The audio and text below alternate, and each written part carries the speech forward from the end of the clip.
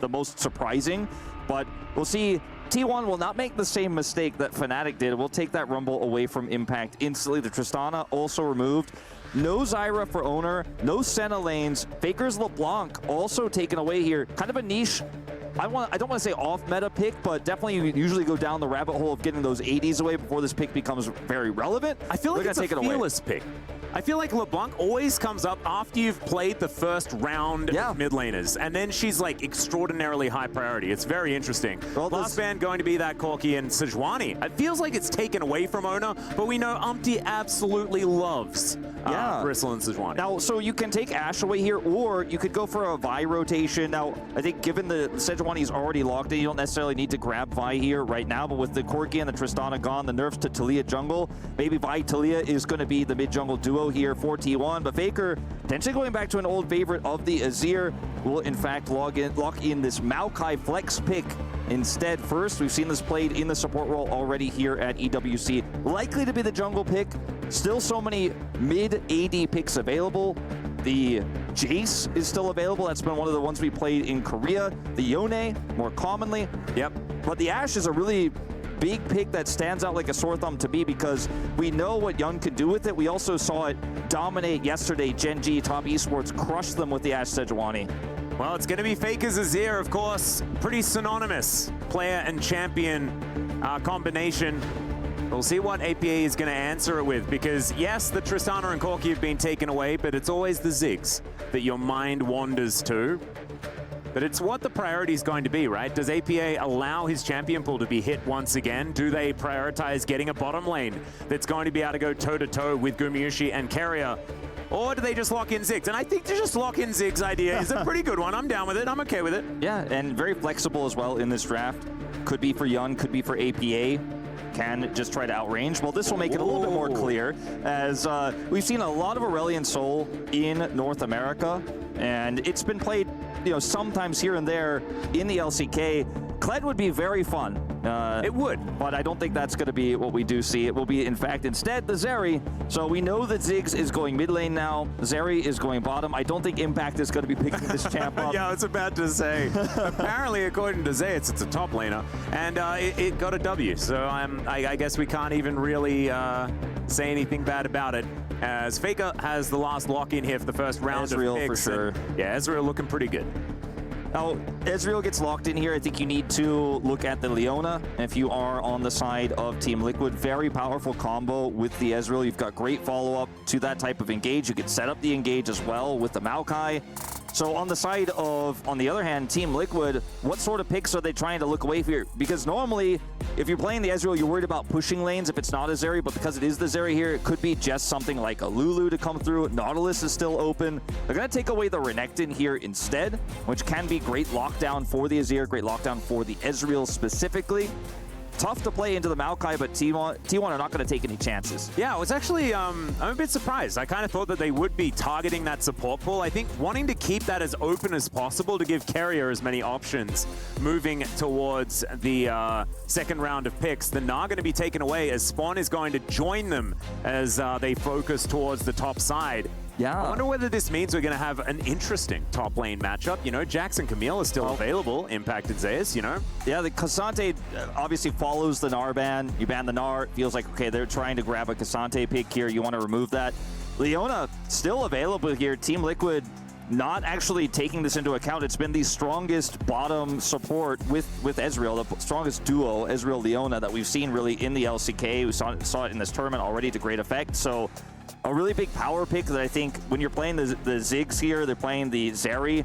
Want to remove. There's also the Nautilus as well. Ooh. Bard feels very Keria specific, but I think Leona is definitely the stronger option here, to be totally honest with you, Alice. If you ban the Leona, though, they just go straight to the Nautilus. You're kind of stuck in this position as Team Liquid. And I think Team Liquid knew that the Leona was going to be the option here. Renata, a decent option into it, I guess. I like the Alistar much more, though. Yeah.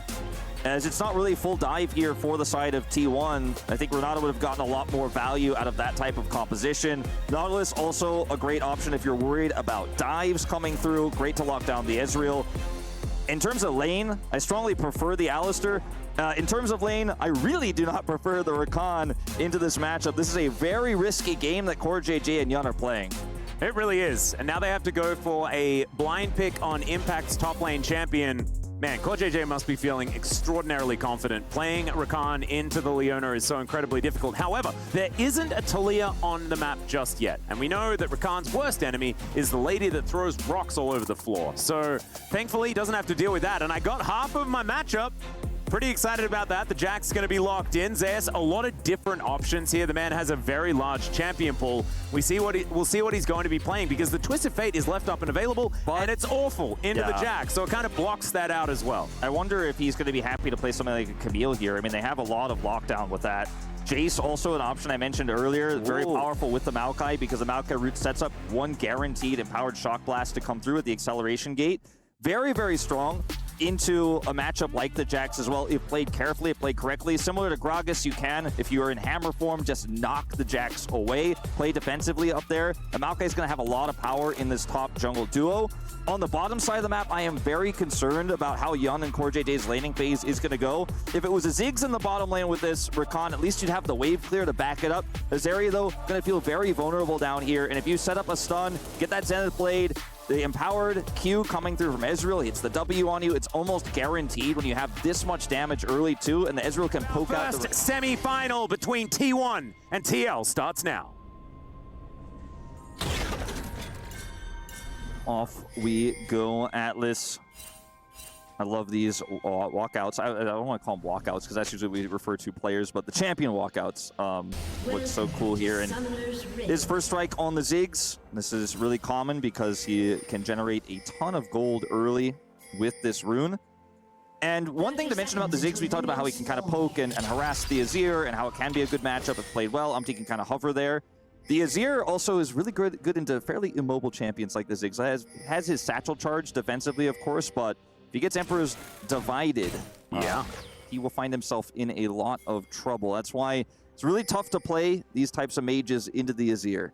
And what I have learned from like a lot of very one-sided conversations with Daniel Orcs Harrison is that if you use your satchel charge aggressively, you best believe that you have to be completely safe when you do so. And as APA is an absolute master of this champion, I imagine he's not going to be running into too many problems there as high-value ward are in the top lane. Yeah, looking like a lane swap situation here potentially for the side of Team Liquid. Now, Zeri can push turrets very quickly with her Q. You know, if she is able to spend some time with it, can be quite strong, and the ability to grab plates is really good for Zeri in a lot of matchups. But Ezreal also has the ability to crush turrets with his W. His little hula hoop he's going to put around the turret is going to make that much easier to deal with. Zeus also getting involved early here. Yeah, this is a little bit dicey as APA goes down to about 50%. The Sand Soldier's getting involved as well. And one of the most important things is that APA missed experience on a couple of these minions here in mid as well. So Faker with a lot more tempo than you may initially expect after APA is able to just wander his way back to lane. Yeah, considering also that Zeus has basically, arguably 3 abilities at level 1. He's going to be able to do a ton with it. Push into that health bar. APA now in a bit of trouble. Zeus is going to come over here and put the harass onto Impact. Yeah, so what happened when Ben TP'd bot last time. Yep, you can see a little bit of spare time for the Zeri, but now the engage comes through. Impact does have the counter-strike, has of course skilled that one. As Gumayusi able to come on over, does pick up the turret aggro. They need to try and get this kill. As Guma goes down low, there's the flashes. Zenith Blade doesn't work. Core comes in. That is still first blood going over to Gumayusi, but can he keep himself alive? As CoreJJ's got heal, he doesn't have the ignite. Never mind, there's the general. And they even out the scoreline. And now Carrier, I don't know guys, I think he might be dead. He's kind of on the wrong side of the map and he's trying to run his way out. Zeus has to back, does have teleport here. Carrier definitely going to go down. A huge win here for TL. Ultimately, great flash of the Q by Impact. Buys just enough time. Everybody's so low on the side of Team Liquid. What they did to Bin in that BLG series after the TP, they will not do to Impact. A nice try there, but Impact just simply outplays it. Jack's a lot more difficult to die because of his Counter-Strike, because of his mobility. This ends up being a huge win for Team Liquid. And the thing that I absolutely love about this is it goes back to what TL know about T1. And in their experience as well, T1 at MSI were not all that comfortable with lane swaps. They didn't quite figure it out. And yes, lane swaps have been nerfed. It's not the right way to play the game, but you can hide your bottom lane in this matchup and make things really lopsided, just like this as the buffer comes in from the Arcane Shift, but that means absolutely nothing. CoreJJ able to get his way out as Carrier wants to try and get something started. Look at this, There are APA. so many minions here, it's absolutely ridiculous, and it's just another one for TL. TPing top as well, not going to lose any of that top farm. Is going to be able to just leave Faker solo there in the mid lane, but killing Guma, denying his farm here, picking up some additional gold. Team Liquid pulling ahead quite substantially here in this game at very little cost to them. And I mean, the one big cost is the fact that Owner is the one farming, and Umpty has kind of said, well, I don't care about my jungle. I'm going to try and get my lanes into a good spot before I take care of myself. The selflessness of a true bro player, as we know.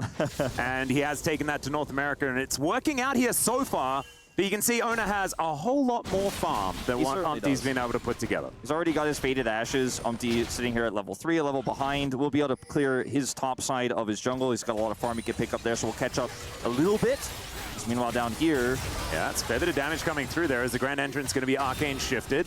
Battle Dance to just make sure that CoreJJ is going to be all right.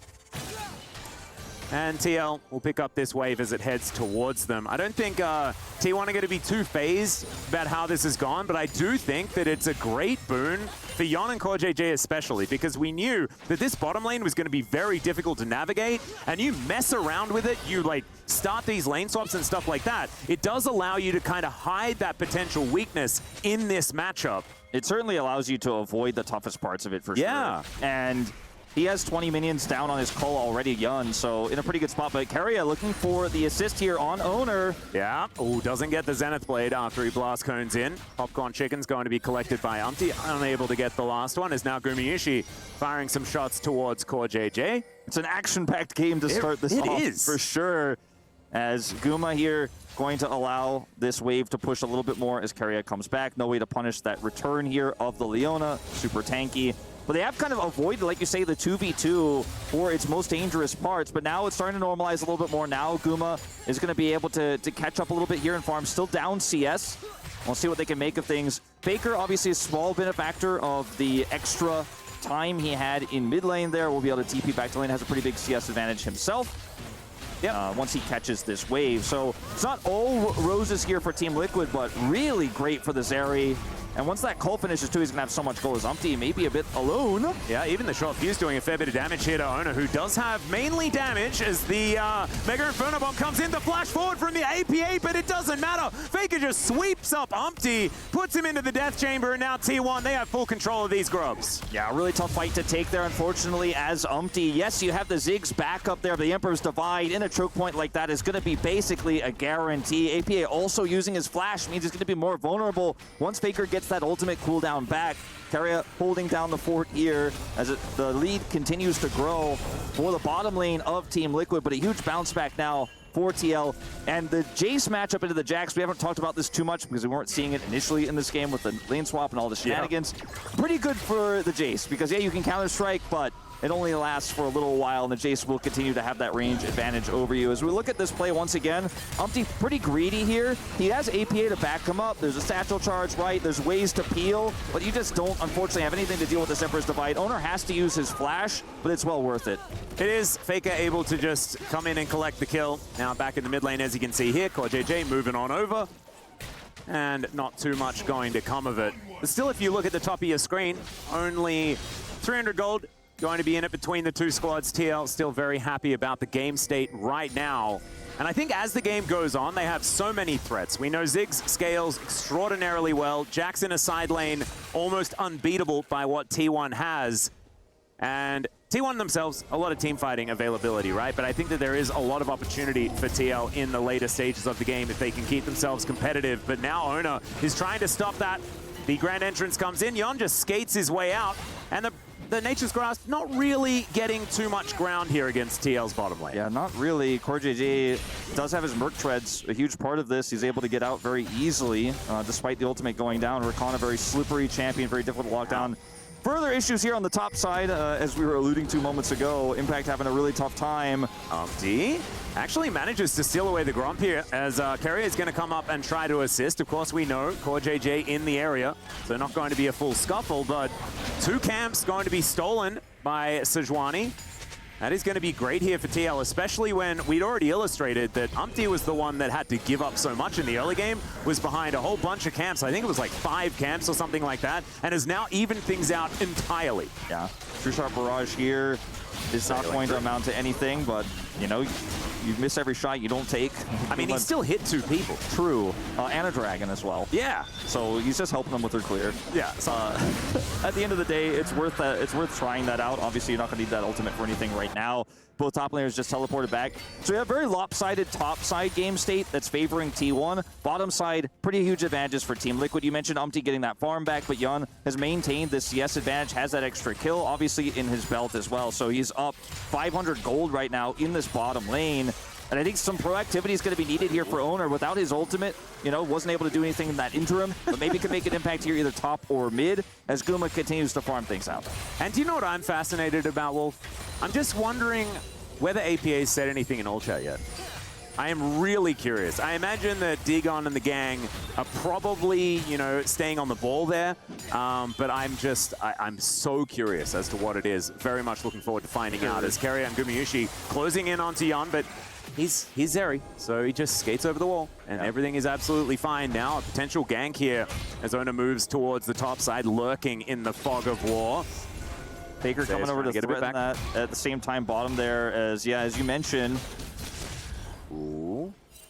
Okay, will Impact move up further than he should, as they know Umpty is here as well, as there's the counter-strike. They start this one off. Nature's Grasp comes down. Glacial Prison comes in as well. Impact, the first one to be focused. The Permafrost comes in. Umpty not able to actually finish off the kill as APA. He turns up Mega Inferno Bomb, and that's going to be the kill for the Ziggs. Ona looking to run away. The short fuse. There's the satchel charge, and he closes the distance, and there goes the tree. Faker 1 versus 3, and even though these health bars are low, I don't know whether he's going to be able to take anything here if TL do decide to turn. And that is a great play from the North American representatives. Absolutely. It was jungler versus top laner there on both sides of that fight until APA showed up. And it begs the question, how did APA get here? Because Faker is not actually denying his rotation. Okay, take a look. Impact over here, very low. Zeus has to flash, still gets permafrosted. It's the teleport here from APA, completely circumvents Faker. Faker a little bit late to actually come up here and deny the play, so teleport advantage to APA allows him to make this happen, and it's a huge win. Nothing Owner could do, no escape here. Even with Faker showing up with flash and ult, he can't turn the play. They will be able to get these grubs out of this, or at least a majority of them, as they have this choke point once again controlled with the Emperor's Divide. But man, what a lead for Team Liquid so far. Yeah, it's definitely going well here in this early game. As we move towards mid, though, that's when things can get a little bit more dangerous. 4 grubs now collected for T1.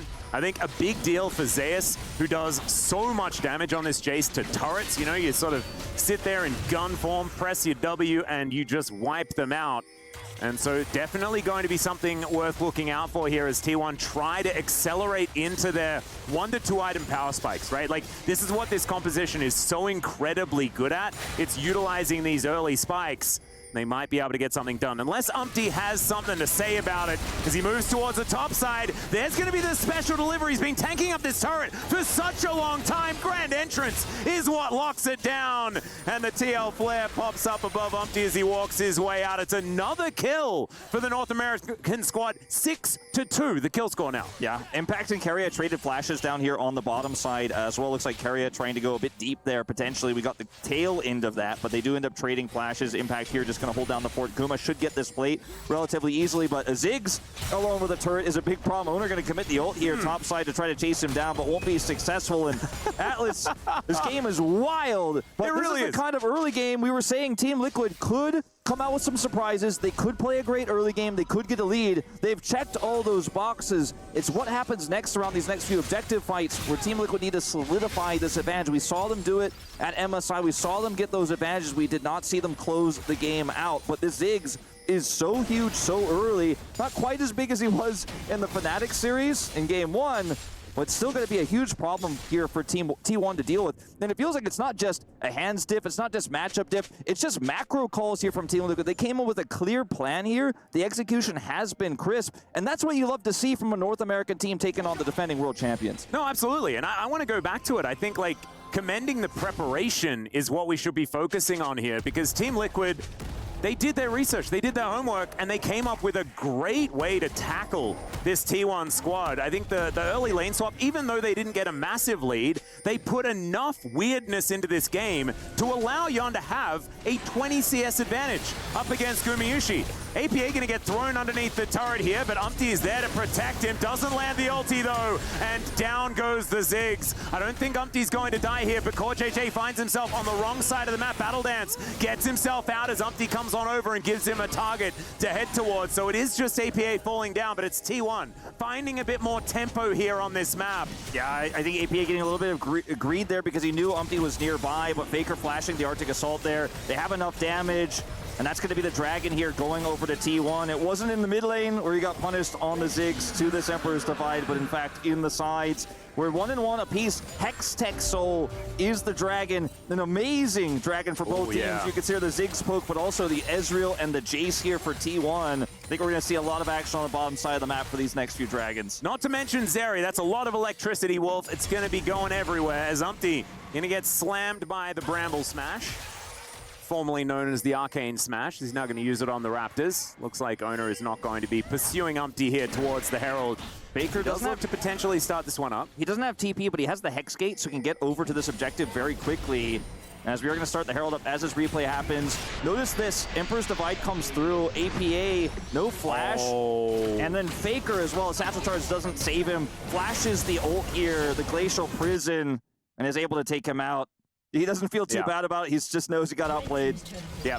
Don't lip read that. It was a naughty word, but still, it was a decent attempt, right? Because APA gets caught at just the wrong time with the Satchel Charge. Could have almost been him just getting out scot-free, and that would have been a huge advantage for TL. Not exactly the end of the world, though, for the North American squad right now, as they do collect themselves. The Rift Herald do T1. Zeus going to dodge the Glacial Prism, but that is another flash. Umpty is just flash police today. He's going around collecting all of them. And even though he lost his mid laner, he did collect the flashes of both of the solo lanes on T1. So maybe set up for some sort of fight here as we look towards the next Hextech Drake, or the first Hextech Drake of the game. Right, and the scary thing about this game state here for T1 is that, yes, they've got great wave clear, they've got a Ziggs on the side, which is always terrifying. T1 will need to respect it, but T1 have the Herald, and the Herald can allow them, if timed correctly, to get a lot of control over that bottom side of the map. They were able to pick up the Herald top side, so they could just put their focus bottom, as long as this Ziggs isn't given too much free time with the turret. So Faker is going to be in this position where he's going to have to sit bottom kind of alone. They're going to hover top side here with Owner on this Maokai to keep the Ziggs at bay. The Ziggs gets locked down. Zeus has enough burst damage to take him out easy peasy. So this is where T1 really need to solidify their control over the bottom side, keep that Ziggs away from the turret. They can stave this off for the next few minutes, use that Herald correctly. They should have the Dragon start in their control. As CoreJJ, bit of a Hexgate journey. Yeah, this is somewhat aggressive as he's going to get stunned, but not before he gets over the wall, and that is going to mean that he survives and doesn't actually have to use too much of anything at all. He's just teasing him this whole game. Yeah, I was feeling a little bit nervous as more Hexgate shenanigans come through here. No outer turret on this bottom side as Faker trying to take the long walk to get out of the way of Umpty, who does have that ulti back up and available once again. Control ward in this brush. Umpty just going to settle for the Gromp for now as Yon hops into the gate and gets himself out. Faker having the Sun Disc, he feels pretty safe here, Atlas. Yeah, you know, it looks it's such a weird position though, Wolf, right? Like, it's just a lot of jostling. We're jostling right now. Yeah, jostling, trades. I mean, Team Liquid showcasing great macro. Yun, see if he can avoid this. Ooh, able to skate his way out. Yeah, really nice slide, actually. Takes Carrier for a ride with him. Doesn't need to cleanse, but will take some damage here from that Mystic shot of Guma. Minute 40 until this dragon spawns. Herald at the ready. And this is where T1 will have a little bit of control for the first time of an objective fight. They had to wrestle it away in that first fight where they were able to pick Umpty there, force the flash out of APA. This time they get to start the fight on their terms. And for the first time in this game, it really feels like T1 can do what they want, right? Team Liquid have kind of pulled them into their world, what they prepared in the early game for a majority of this game. Faker also has TP, has gone to the top side here.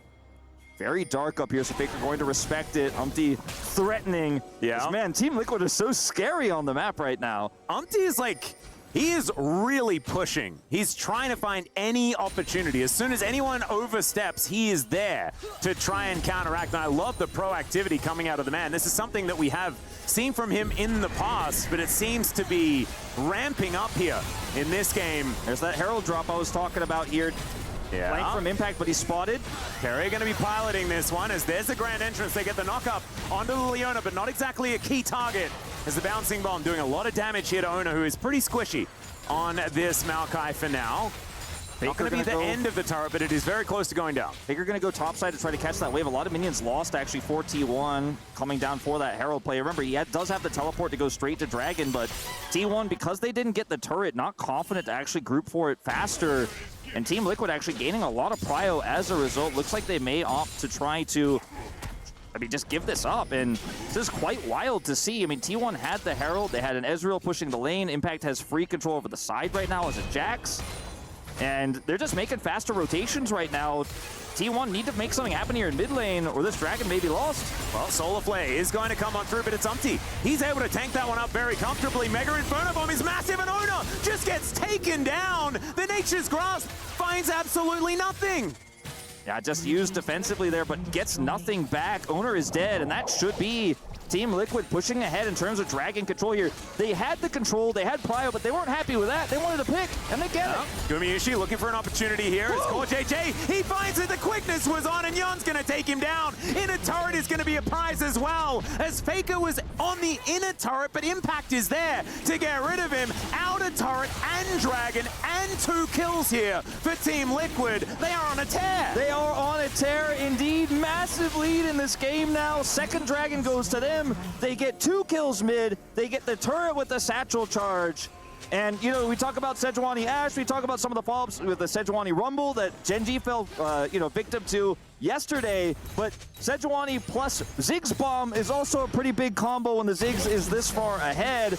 And it's just the recon setups here that we're constantly seeing found by Core JJ as well. The threat we had onto Guma. Look at this bomb damage. Oh, you're man. dead. No way out. Just ridiculous, and then able to get himself out very, very comfortably, and this is the next one. He says, okay, you eat forward, I'm gonna jump to Yun, go in here with the flash, and look for the knock-up onto the Ezreal that has no recourse, and down Guma goes, down goes the turret. Team Liquid eyes on Baron control right now, and it just seems like T1 have no entry. Yeah, and I think that they just need to tidy things up, right? Like T1, it was Faker on the top side of the map. The Azir is so incredibly powerful in these 5v5s if they do get to it, if they have the setup themselves to utilize Jace Poke, the range advantage that Gumayushi's going to have. But it's just the chaos that Team Liquid have been reveling in that's been working out. That one didn't quite so much, but it doesn't matter. Guma is just dead, and Zeus has to flash to get out of the way of the Mega Inferno Bomb. I don't know what that ultimate was trying to do, but I'm so scared of Umpty right now that I trust that it was something that was very important to getting that kill. I mean, on his time on Brionne, Umpty was famous for great Sejuani games where he didn't hit any ultimates. He's hit a few of them this game. He's hit a few of them this game, but you know what? It's enough with the bomb, the Glacial Prison. They end up getting another pick here. It's not yet enough to commit to Baron. They don't quite have the damage just yet. Faker gonna come up here with Owner, see if Impact can get out, but he has Flash, he's Jax, he doesn't care. And he is just going to walk away. Meanwhile, over here, you can see this lane is getting pushed in. And the longer they spend time on the top side, they know Owner's here. He was spotted. APA is going to get some alone time with this turret. He's sitting on 2 items and a needlessly large rod. Core JJ is threatening a dive. Well, the teleport's going to come out, so Core JJ not going to be able to utilize the quickness there, and he's just dead. Empress Divide going to pick him up. And the unkillable Demon King himself is going to come over and say, stop with the funny business, guys. It's time for us to find some advantages, and they're going to need to find a whole bunch of them as Faker going to have that back stopped A little bit of a delay picked up for TL. We'll see what they can utilize with this added tempo that they do have now on the map. And every time you do that with Ziggs, when you have first strike, you pick up a lot of gold. It's so much money. It's actually just gold generation. He's already gotten the turret mid right and done a ton of damage to top side turret, and he's just farming up to the death cap. I mean, this is the kind of build you want to see on a Ziggs. I feel like Ox might have a bit of a golf clap on this one. No Archangels, just going Where's full the damage. Leandres, guys? I don't know if he needs it in this game. There's not really that many tanky members here on the side of T1, but Young. Oh, yeah, there's the flash forward. Cleanse does come out. He skates over the small wall, and there's the flash as well. So T1 getting a lot of economy when it comes to the summoner spells, but unable to quite get the kill here. Yeah. See whether they can utilize that in the next fight. Area also committing his ult, committing his flash to the play. Not going to come up with anything here. Feels like a pretty big win for TL. Assuming that there's no way to lock this area down. It's been so difficult to catch Yun this game. 0 deaths so far. He's sitting on 2.5 items right now. The Runins, so valuable to clean up the kills after the Ziggs bomb comes through. They've got so much burst. They have so much control over this Baron pit right now. And T1, it's got to be a scary moment here. At least they have control of the Rift Scuttle here. There's no way they could do this Baron without T1 knowing. But this lead hasn't grown that much for TL. But yet their map control really has, and that's the scary part, is CoreJJ has been always threatening, Umpty always threatening. Never a comfortable moment in this game for the squad that won the World Championship last year.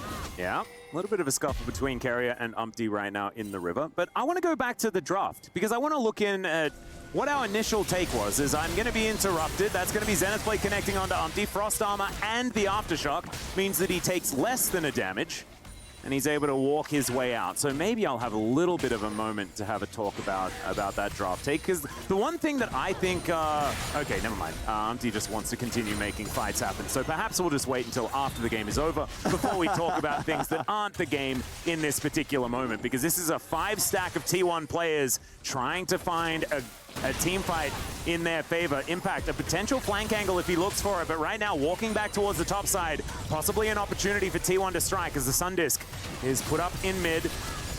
T1 just going to be protecting, but the amount of ranged wave clear and the safety that APA can do it from, it's kind of insane. Okay, Faker's used his dash here. This is a scary moment for T1 to try to close the gap here, get through this choke point against Rakan. Ooh, this is dangerous. They're a little bit split. Still the 4-stack of T1. 4 versus 3 if T1 do decide to pull the trigger. Is here towards the top side. Mega Inferno Bomb going to help out, and Impact just puts down Zeus here. He says, I'm the better member of that team.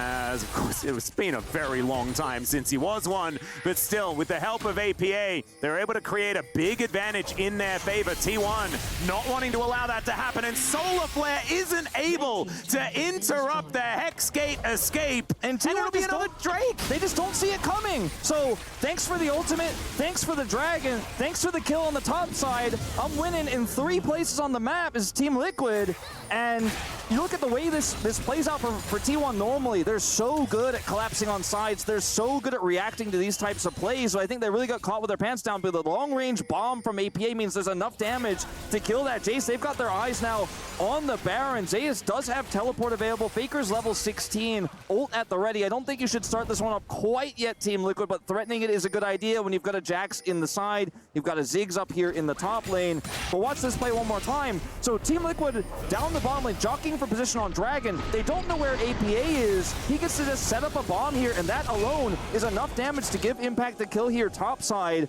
This long-range impact here, semi-global on the Ziggs. APA, a master of the champion. Yeah, really beautifully played. Zeus almost dodging it to the skies there, but unfortunately not quite able to get far enough out of the circle.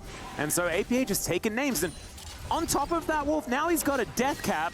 And like you say, with this first strike, it feels like even if he just contributes a bit of damage to these things, he gets so much extra money. It's like losing to a Twisted Fate. You know, it's like he's just getting even more than me. It's so frustrating. Yeah, every Q's a cannon minion. Yeah, right? It's nutty. Okay, Ona taking a little bit of damage here as Umpty just going to push his way forward. And this is the best version of Umpty. The one that can just move into the enemy jungle and clear things out, because he will not change this playstyle. If they're losing, he's still doing this, but unfortunately, he's getting punished for it. This time around, though, look how dark absolutely it is. The right play. And precisely, Wolf, this is so dangerous. Another classic Umpty ulti.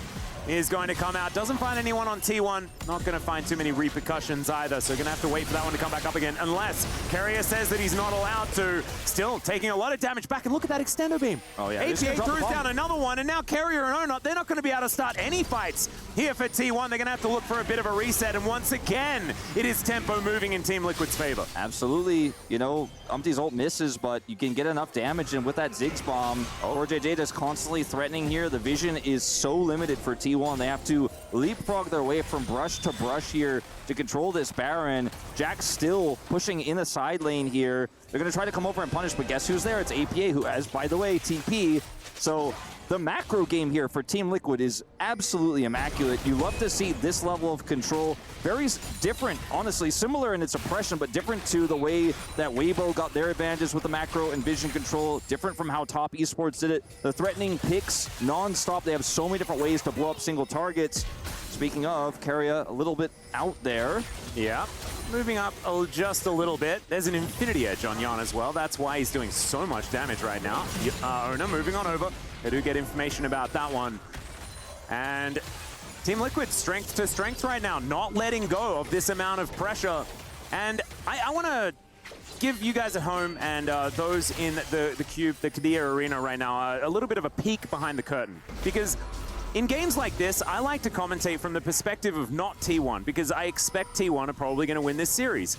Now I'm feel like I'm running the risk of just seeming extraordinarily Team Liquid biased, because T1 haven't found that inroad back into the game just yet. And when you look at some of the game states here, the map control that Team Liquid have had, Gumayusi just now getting his third item as Yun is approaching his fourth here on the Zeri, already has the IE. He's 2 levels behind, or was, he's now just 1, but will be 2 levels behind again here shortly as Yun clears up a few more minions. This is an immaculate lead from TL. This is really oppressive, and it's hard for T1 to get back into this game without a super play, and their play options are pretty predictable, right? You've got a Leona, you have the Maokai to set up Shock Blast if you're ahead, if you have vision control. Otherwise, you're just throwing roots in blind as owner here, so your opportunities are just so limited. It's so difficult to fight into this dark, barren region. And if you don't constantly check, if you don't constantly push in and clear those wards, Team Liquid could be doing the Baron. If you lose that against the Ziggs, it's basically lights out. They're so far behind in gold. A straight-up 5v5 team fight isn't going to be easy. It's going to take a heroic Emperor's Divide, an overextension. That's why Team Liquid are not pushing their advantages too far, playing it safe, playing around wave clear. They are grinding T1 out of this game. Yeah, and T1 are just catching the waves where they can. You can see Faker down here towards this bottom lane, staying out of vision as he spots Core JJ on his way over. So mid lane of T1 not going to be dying just yet. They're still not finding any inroads, right? So this is protection, but it's not being able to move the needle back in the direction that they want it to. And Umpty is still pushing forward. He finds that ulti as Core JJ gets into the backline. Guma in so much trouble, but he's able to Arcane Shift to get himself out of dodge. He'll stay alive, but he's out of the fight for the moment. As now Carrier trying to deal with Bristle, ridden by Umpty here. As Faker gets into that mid lane, but they're unable to really find too much. So keeping everyone alive, and that is the main thing, is T1. They're looking to get control of the Baron area. Yeah, they call the bluff. They're like, oh, you guys think you can trade for Baron? I'm not going to play that game. I'm not going to allow it. And they are going to rush over here. Carrier, you know, now down in ultimate, doesn't have flash here, but they are going to just try to rush it. Faker does so much damage to this Baron, but can they turn? Yeah, full information now goes over to TL, and T1 are getting low. Mega Inferno Bomb connects onto 3! And that's with no setup as well, as the extended beam comes on down. Faker looks for Yanni, finds the flash, and gets the Zeri in the end, but Impact will be able to take down his ex-teammate. Gumayusi still trying to fire forward, and APA, he's basically an 80 carry himself, and he'll be able to take down the Ezreal. 3 members of T1 left standing. Zeus, the last big damage threat, but I don't think he's going to be able to do anything. He's just going to be backing in this brush. APA is going to face check. Oh, the satchel charge is going to save the Ziggs. with basically nothing. Yeah, there's those 2 thumbs up that we were expecting. And Zeus comes in, and he is going to be falling down. Leap strike from Impact going to get that one done. And TL, I think they're going to win this game, Wolf. I think they are. I mean, Zeus is bought enough time for some of these respawns to potentially come through with Hex Gates, but Faker, 20 seconds left, no teleport. APA gonna head straight back into the fray. Now has his Crypt Bloom online. He is just so huge again. And this is not just a Baron. This is a Baron to Hex Tech Soul play here for Team Liquid. T1 had to do their trademark Hail Mary Baron, but against that Mega Inferno Bomb, they were all stacked up, and just look at it fly. They try to split like the red team they are in this game, but they're not going to be able to get out of the region. Meanwhile, over here, yeah, a little bit more of a fight as the Nature's Grasp comes on down, but look at the AoE damage coming out of this Ziggs with 4 items. Extendo beam to finish off Owner, and even our observers were surprised by the damage that one did. Used to Maokai being a little bit more tanky than the damage version that Owner is piloting this time around. And the Dragon's going to go down. That's Hex Tech Soul. Triple stack Hex Tech Dragons. Yon's going to have a lot of extra electricity as we're going to check this one out one more time. For reals this time. Yeah, triple bomb here. Owner avoids it, but it means he's isolated here. Umpty says, okay, we've got our first target. Force him to flash. Look at the follow-up here from Core Data. Now, this is great from Zeus. Perfectly placed Shock Blast after Faker's ult comes out, so at least they take out this Zeri, so no real further damage can be done. Otherwise, Zeri maybe just runs away with this fight and they get even more. But still, it's a small prize here for T1 as end up knocking Impact out of this fight. Or Impact, sorry, knocking Zeus and Keria out of this fight. As Zeus buying so much time here, but it's still not enough to stop the Baron. It's still not enough to stop the Hex Tech Soul, and now the base is open. Looks like game 1 upset complete. Team Liquid completely unlocked here at EWC. And it's the drafting, it's the gameplay, it's just TL are just looking extraordinarily good. Here at EWC, they're going to be breaking down this top lane inhibitor turret right now. Counter-Strike comes through and they just have all of the answers. These Ziggs compositions, just an absolute, like it's a symphony to watch them play these ones out. It's a well-oiled machine that we're witnessing as they make the push towards these inhibitors now. There's another Glacial Prison. This one going to connect as Mega Inferno Bomb onto 3 once again. The quickness locks them down, and APA takes them out. It's a double kill, as immediately it's the tanks, it's the front line, and they are removed from this battle completely. The bouncing bombs impossible to avoid as they just keep raining down on top of T1. I say impossible to avoid. I mean, they can avoid them, but they're just not that well. And he has about a half a second cooldown on that ability at the same time. So the Sun Disc, it's going to be removed. 2 inhibitors down, waiting for some super minions to make their way in. And Team Liquid, I think they might just win it here. I think they will. They've got this cannon minion here. Baron empowered. Still 25 seconds left here. Looking to back away. Yun very low on HP. Just let the Ziggs do his work. And they're going to bail out, back out of this one. So still hanging by a thread right now. T1, 12 kills down, 9,300 gold behind in this game. But if it's T1 that's alive, if the Nexus is still standing, there is still hope. But I just don't see an angle right now, Atlas. This lead is so huge. And the poke in this composition with Ziggs, with the Zeri Extendo Beam, it's just unreal. As Keria maybe trying to bait something? I don't know where he's going. He's going on Walkabout Wolf, and he's going to get satcheled back into the entire enemy team, and he will buy some time before he inevitably falls. Yun's going to collect that kill as well. So another one for the Zeri. 5, 1, and 3. 4 items and a casual little critical strike cloak. And this, I mean, TL, they have every single card. It's 9,000 gold the lead, but it's the Hex Tech Soul that really is the icing on the cake. I mean, I guess Keria bought some time on the wave. Usually when you see a jump out of replay like that, there's a reason, but doesn't end up accomplishing anything here. And now Faker getting chunked out. Yeah, that's going to be Owner locked down. Does avoid the Mega Inferno Bomb nicely with a Twisted Advance. I like that, as the Nature's Grasp doesn't do a whole lot, but Umpty has his health bar shredded down. So TL gonna have to just wait for that Warmogs to chug it back up again, unless he does decide to go for a full reset there as well. I think realizing that that health bar is gonna be back up very, very quickly. And now back onto the push once again. Super Minions making their way in alongside this last remaining inhibitor turret. Last bastion of hope here for T1 because you lose 3 inhibitors against a Ziggs. I mean, you're just a sitting duck. Especially when the APA has teleport available, he'll basically just two-shot the Nexus. If he gets a chance, he will just TP in and end it. It's all the AP he's got stacked up. Now even has that extra luxury arm guard, so picking him so difficult. Faker trying to find him with an Emperor's Divide means he could just Seeker's arm guard that. They have a Zeri who has GA. We love those purchases.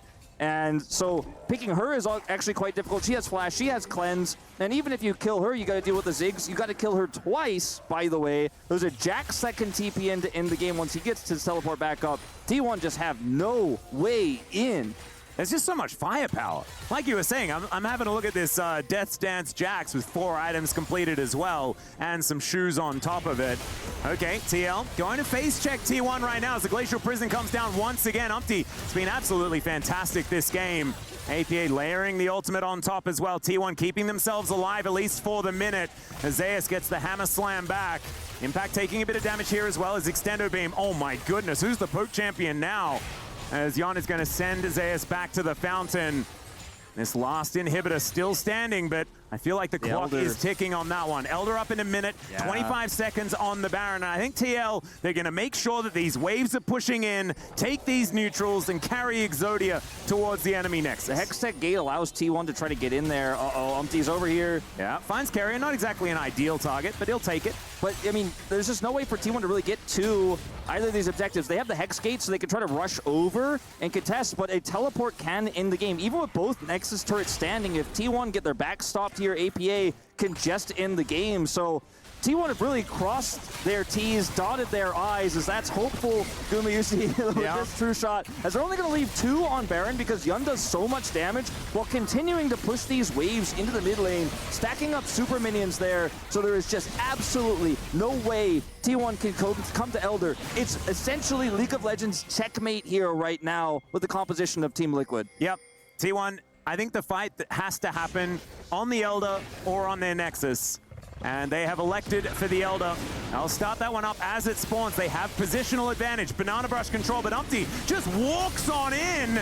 Does not mind about this one whatsoever. They're all inside the pit. It is an absolute Thunderdome, but the Elder is taken by T1. Is this an opportunity? Impact says absolutely not as they're getting torn to shreds. Carrier sliced down by the Zeri. And Team Liquid, they'll wipe T1 off the map, and they'll be taking game 1 right now. Not a chance in this game, start to finish. T1 don't get to play their proactive playstyle. They don't get to play the Leona into the Recon bottom 2v2. It was TL pulling the strings, the puppeteers of game 1, start to finish. A beautiful game